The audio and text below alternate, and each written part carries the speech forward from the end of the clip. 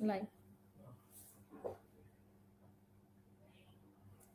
बिस्मिल्लाहिर्रहमानिर्रहीम। मुजाबाद भाइरो जीअं त सही तो सिखा तो सिंध जी तरफ़ खां ICT प्रोग्राम हफ़्तेवार मुख़्तलिफ़ डिवीज़न मां थींदा रहंदा आहिनि। हर सूमर ॾींहं ते ही programme Hyderabad directorate general agriculture association Sindh मां मुनक़िद थींदो आहे। जॾहिं त हर अंगारे ते ही प्रोग्राम लाड़काना सब सेंटर तां नशर थींदो आहे। अहिड़ी तरह ही प्रोग्राम अरबा जे ॾींहं ते सखर डिवीज़न मां नशर थींदो आहे ऐं हर थर्सडे ते ख़मीस जे ॾींहं ते ही प्रोग्राम मीरपुर ख़ास डिवीज़न मां नशर थींदो आहे। मुंहिंजा साईं अॼु जो जेको मज़मून आहे उनवान आहे काटन जा कपह जे फसल जा मुख्य जीत। मुजाबादार भाइरो वण जी पोख हिकु हिसास पोख आहे, सेंसिटिव क्रॉप आहे। उन लाइ आबादगार भाउ खे वक़्त बि वक़्तु पंहिंजे फसल जो देखभाल करणु घुरिजे, उन ते नज़र रखणु घुरिजे त बहितर अथसि, छाकाणि जो ही फसल जीतनि जो पसंदीदा फसल आहे। हिन फसल ते शुरूआत खां वठी आख़िरी चूंडे ताईं मुख़्तलिफ़ जीत मुख़्तलिफ़ मरहलनि में ज़ाहिर थियनि था ऐं पोख खे नुक़सानु ॾियनि था। मुजादा वाइट फ्लाई ही जीत उहो जीत आहे जेको पहिरनि 45 ॾींहंनि में ज़ाहिर थिए थो ऐं 5 जीत हिकु लीफ ते, हिकु पते ते, हिन जी इकोनॉमिक थ्रेशोल्ड लेवल जेका आहे मुआशी नुक़सान जी हद 5 जीत जेकॾहिं हिकु पते ते नज़र अचनि त पोइ आबादगार भाउ खे इन जे रोकथाम लाइ कोशिशूं करणु घुरिजनि त बहितर अथसि। ही वाइट फ्लाई जेको मेन काज़ आहे, सबबु जेको असांजे एग्रीकल्चर खे, असांजी ज़राअत खे नुक़सानु ॾिए थो, उहो आहे वायरस। इहो वायरस कैरियर आहे ऐं हीउ वायरस फैलाए थो न रुॻो वणनि खे पर ॿियनि फसलनि खे बि नुक़सानु पहुचाए थो। बहितर आहे त आबादगार भाउ पंहिंजे फसल जो रोज़ानो मुआइनो करे, विज़िट करे, जेकॾहिं 5 जीत फी पन ते वाइट फ्लाई जा, अशीमख जा नज़र अचनि त पोइ पंहिंजे हद जे, पंहिंजे तालुके जे कंहिं ज़री कारकुन सां लहम चढ़ में अची ऐं पंहिंजे का पेस्टिसाइड का ज़हर वठी उन ते स्प्रे करे। पर हाणे स्प्रे खाद में थोरो अर्ज़ु कंदुसि त हिकु गॾियल हिकमत अमली तहत, यानी पंहिंजे पाड़े में उन जे चोगिर्द जेके हारी नारी वेठा आहिनि, जेके मज़दूर वेठा आहिनि, आबादगार आहिनि, उन्हनि सां सलाह मशवरो करे त बहितर अथसि। गॾियल सलाह मशवरे सां हिकु उमेद त सुठी रिज़ल्ट अची सघे थी। उन खां अलावा ॿियो जेको जीत आहे जेसड आहे, जंहिंखे असां सिंधी में साओ महलो चऊं था। ही बि जीत वण जे शुरूआती 45 ॾींहंनि में फसल ते अची थो वञे। हिकु जीत फी पन ते अचे त इहा हिन जी इकोनॉमिक थ्रेशोल्ड लेवल माना इतद आहे। इन लाइ असांखे तयारु रहणु खपे। हिन जेसड जो साए महले जो जेको असुल मसलो आहे ही प्लांट जी ग्रोथ खे रोकींदो आहे। जॾहिं ही असांखे पन खाई वेंदो, पननि जी रस चूसे वेंदो त यकीनन ॿूटे जी जेका ग्रोथ आहे, वाधवी जी जो अमल आहे ॿूटे जो उहो रुकिजी वेंदो। इन लाइ जेकॾहिं आबादार भाउ फी पन ते हिकु साओ मालो नज़र अचेसि त आबादार भाउ इन लाइ रोकथाम लाइ पंहिंजूं कोशिशूं करे। टियों जीत अचे थो थ्रिप्स। थ्रिप्स उहो जीत आहे जेको असांजी उपत खे नुक़सानु ॾिए थो, ऐं ही 10 जीत फी पन ते नज़र अचनि त आबादार भाउ इन लाइ कोशिशूं शुरू करे त बहितर अथसि इन ते कंट्रोल करे, इन कंट्रोल लाइ के उपाउ वठे। जीअं मूं वाइट फ्लैग ते अर्ज़ु कयो, अहिड़ी तरह सां साॻिए नमूने सां पंहिंजो कोशिशूं वठे त बहितर अथसि। अमेरिकन बॉलवर ही जीत जुलाई खां अक्टूबर ताईं हमलो कंदो आहे, ही को डैमेज कंदो आहे, तयारु थियल गोगड़े खे डैमेज कंदो आहे। उन लाइ बहितर आहे त आबादार भाउ खे अलर्ट रहणु खपंदो, होशियारु रहणु खपंदो ऐं पंहिंजे फसल खे बचाइण लाइ कोशिशूं रखंदो, छाकाणि गोगड़ो अहम पैदावारी हिसो आहे ऐं उनखे असांखे बचाइणो आहे। मुंहिंजा साईं गुलाबी सुंडी जेके असां पिंक बॉलवर बि चऊं था, ही जीत बि सेप्टेंबर खां नवंबर महीने ताईं फसल ते हमलावर थिए थो। 5 जीत जेकॾहिं 20 गोगड़नि ते नज़र अचनि त असांखे सम्झणु घुरिजे त ही जीत हाणे असांजे पोख में अची चुको आहे ऐं असां हिनखे कंट्रोल करण लाइ के इक़दामात कयूं। हिन जीत जे करे असांजी फुटीअ जी जेका क्वालिटी आहे उहा रिड्यूस न थी, उहा क्वालिटी बरक़रार नथी रहे। क्वालिटी बरक़रार रखणु ऐं दुनिया जी ज़रूरत आहे। उन लाइ असांखे उपाउ वठणु घुरिजनि त पिंक बॉलवर ते असां कंट्रोल कयूं। मुंहिंजा साईं पिंक बॉलवर जॾहिं अटैक कंदो आहे त गुलाब जी गुल जी मुखड़ीअ में उहो वेही रहंदो आहे ऐं उन हिकु पंखड़ियूं गुल जूं बंदि थी वेंदियूं आहिनि। ऐं इहा जेकॾहिं निशानी फील्ड में ज़मीन ते आबादार भाउ खे नज़र अचे त पोइ उन गुल खे कटे ॾिसंदो, पंखड़ियुनि खे खोले ॾिसे त बिल्कुलु गुलाबी सुंडी वेठल हूंदी।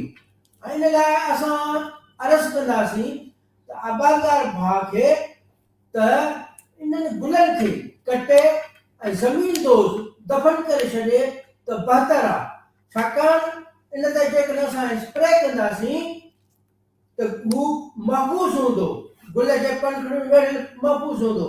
पेस्टिसाइड जो हुन ते अटैक माना पेस्टिसाइड जो हुन ते असरु न थींदो, पेस्टिसाइड जो इस्तेमालु हेजान थी वेंदो। उन लाइ बहितर आहे त आबादार भाउ इनखे कंट्रोल करे, गुल जूं मुखड़ियूं चूंडींदो, सिलेक्ट कंदो, जिथे जिथे फील्ड में हूंदियूं उहो सिलेक्ट करे ज़मीन में दफ़न करे त बहितर अथसि। स्पॉटेड बॉलवर मुंहिंजा साईं ही जीत वण जे फसल ते जुलाई खां अक्टूबर ताईं सीरियसली तमामु घणो हमलावर थींदो आहे। 5 जीत 10 बर्ड्स ते नज़र अचनि त असांखे इक़दामात करणु घुरिजनि। ही जीत ॿूटे जे गुलनि खे डैमेज कंदो आहे। जॾहिं असांजा गुल डैमेज थी वेंदा त असांजी यानी यील्ड खे बिल्कुलु डिक्रीज़ थींदी, यील्ड घटिजी वेंदी।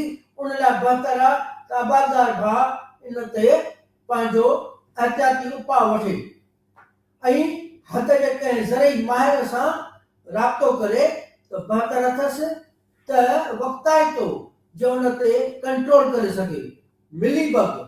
मिलीबग में उहो जीत आहे, हिन को बि मुक़ररु टाइम न आहे, ही कंहिं वक़्त बि हमलावर थी सघे थो।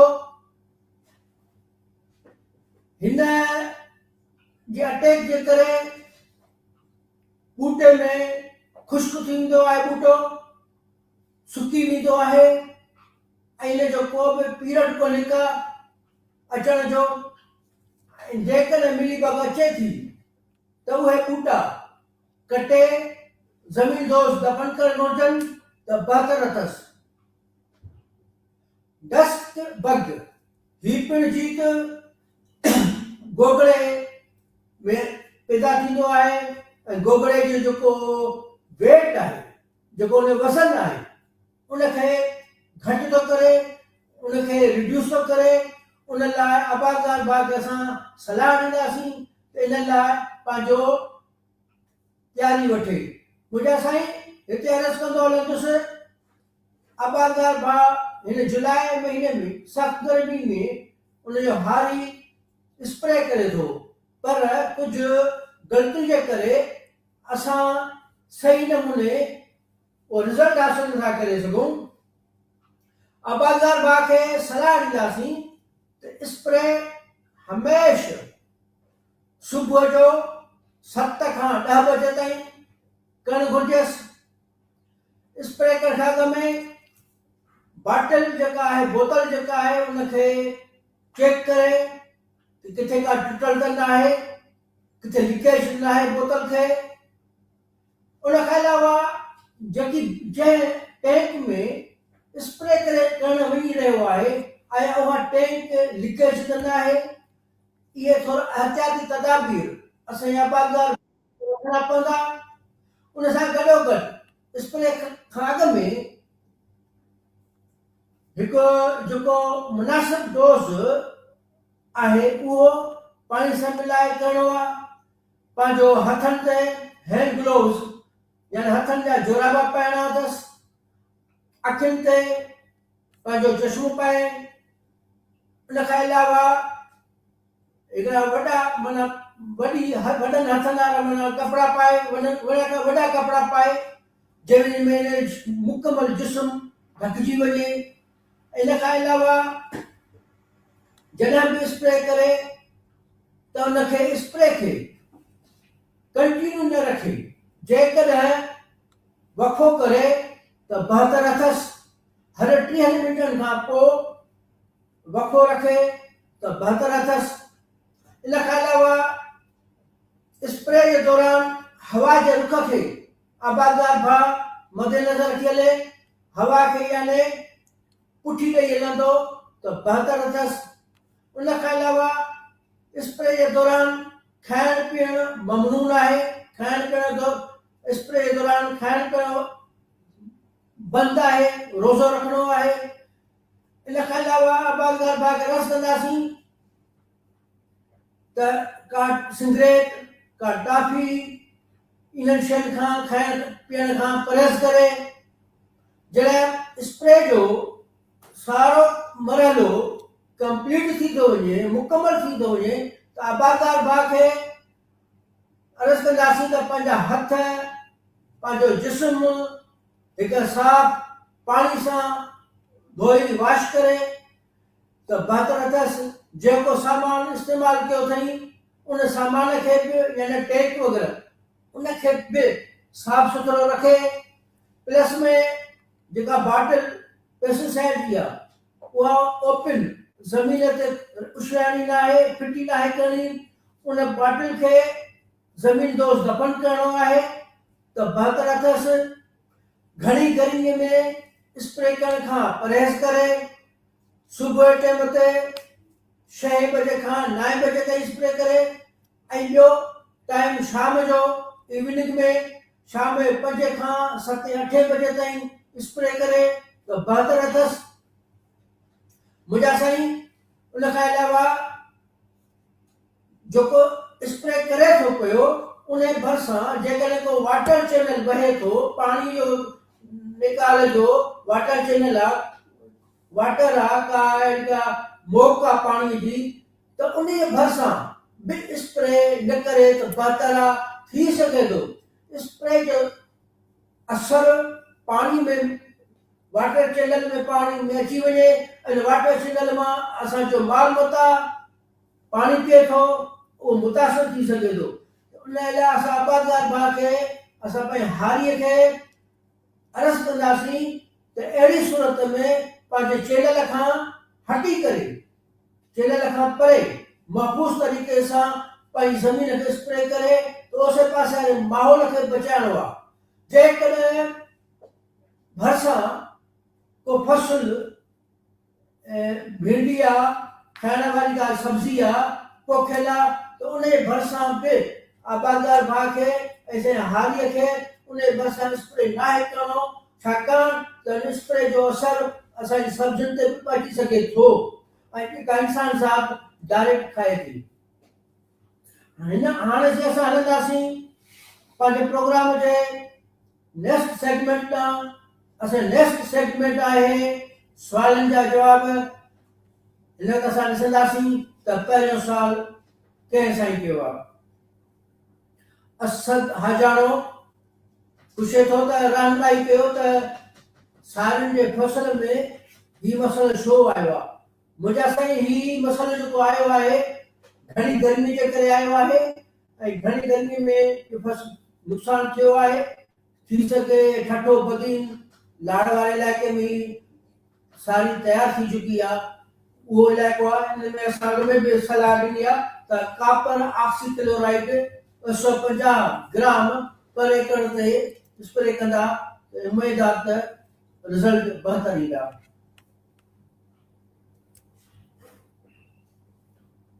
ही जेको घोड़ा मक्खी आहे इन लाइ असां अर्ज़ु कंदासीं त क्लोरोपाइरीफाइस 800 ml पर एकड़ ते ॾियनि।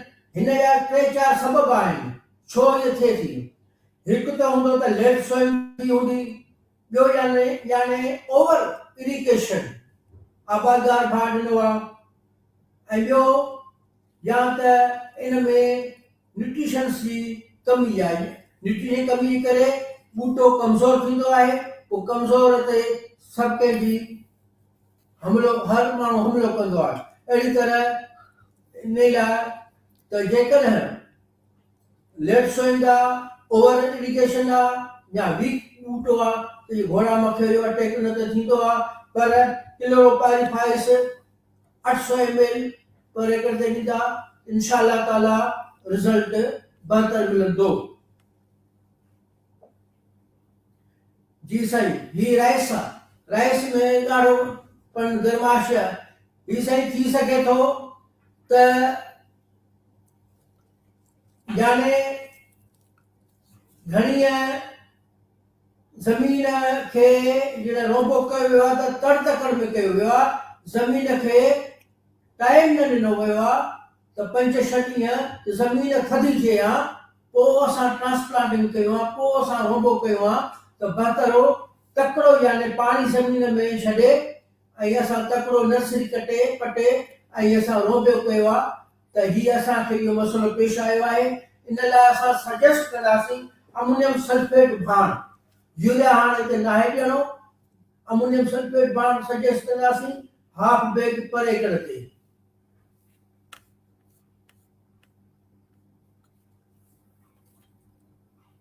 हा, ही 15 दिन जो बाण।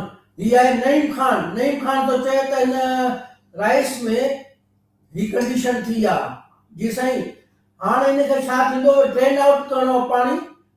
मौजूदा जेको पाणी आहे इहो ड्रेन आउट करे ऐं फ्रेश वाटर अप्लाई करिणो आहे। इंशाअल्लाह ताला रिज़ल्ट ईंदो। ऐं हिन सां फ्रेश वाटर सां गॾोगॾु हल्को अमोनियम सल्फेट बि ॾियणो आहे 1/2 बैग पर एकड़ ते।